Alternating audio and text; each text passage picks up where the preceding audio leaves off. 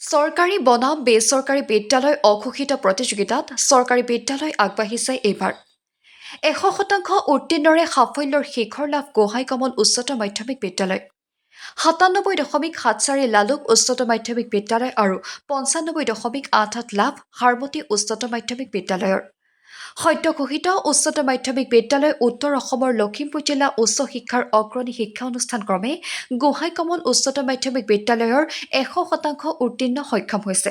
ইয়াৰ উপৰিও লালুক উচ্চতৰ মাধ্যমিক বিদ্যালয়ৰ ছাত্ৰ ছাত্ৰী ৯৭.৭৪ আৰু সাৰমতী উচ্চতৰ মাধ্যমিক বিদ্যালয়ে ৯৫.৮৮% লাভেৰে বিশেষ সফলতা লাভ কৰিবলৈ সক্ষম হৈছে। আনহাতে লালুক উচ্চতৰ মাধ্যমিক বিদ্যালয়ে প্ৰতিষ্ঠা কালৰ পৰা সৰ্বশ্ৰেষ্ঠ প্ৰদৰ্শন আগবঢ়ালে এইবাৰ লালুক উচ্চতৰ মাধ্যমিক বিদ্যালয়ৰ অধ্যক্ষই অসম চৰকাৰৰ শ্ৰেণীকক্ষ নিৰ্মাণৰ আহ্বান জনোৱাৰ লগতে পৰ্যাপ্ত বিষয় শিক্ষক নিযুক্তিৰ বাবেও জনালে আহ্বান। ইয়াৰ উপৰি জ্যেষ্ঠ শিক্ষক গিৰীশ বৰাই অসমীয়া মাধ্যমত প্ৰতিভাশাল ছাত্ৰ ছাত্ৰী ওলাই অহাৰ বিষয়ে উল্লেখ কৰি গুণগত শিক্ষাত অসমীয়া মাধ্যমে লাভ কৰা অপাৰ সফলতাৰ বিষয়ে দাঙি ধৰে। শিক্ষকজনে তেখেতে অৱসৰৰ পিছতো স্বইচ্ছাৰে আহি বিনা বেতনে ছাত্ৰ ছাত্ৰীসকলক পঢ়াই আছিল আৰু তেওঁৰ ছাবজেক্টতো এজনে লেটাৰ মাৰ্ক পাইছে।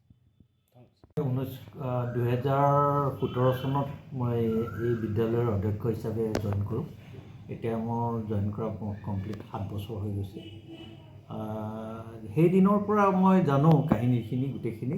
তাৰ আগৰ অৱশ্যে ইতিহাসৰ কথা মই নাজানিম, তথাপিতো এনেকুৱা ভাল ৰিজাল্ট আগতেও নাই হোৱা। মোৰ দিনত এইবাৰে ভাল ৰিজাল্ট হৈছে, পাৰ্চেণ্টেজটো ওপৰলৈ গৈছে।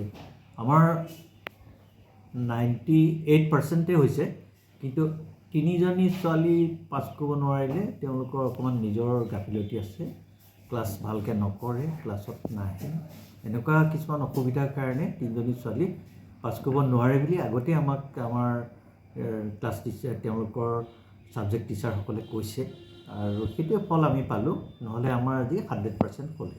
আমাৰ যিটো বিদ্যালয় গৃহটো পুৰণি হৈছে। ভিতৰ ফালে আৰু দুটামান বিল্ডিং আছে, একেবাৰে জহি খহি যোৱা অৱস্থা হৈছে। সেইখিনিৰ কাৰণে আমি আপোনালোকৰ এই চেনেলৰ জৰিয়তে চৰকাৰক এটা অনুৰোধ কৰিব বিচাৰোঁ, যাতে আমাৰ নতুনকৈ যদি গৃহ নিৰ্মাণৰ কাৰণে কিবা আমাক অনুদান দিয়ে তেতিয়াহ'লে ভাল হ'ব। উচ্চতৰ মাধ্যমিকৰ ফলাফলত লালুক উচ্চতৰ মাধ্যমিক বিদ্যালয়ৰ ছাত্ৰ ছাত্ৰীয়ে প্ৰতিষ্ঠা কালৰ পৰা সৰ্বশ্ৰেষ্ঠ প্ৰদৰ্শন কৰিছে, কি ক'ব?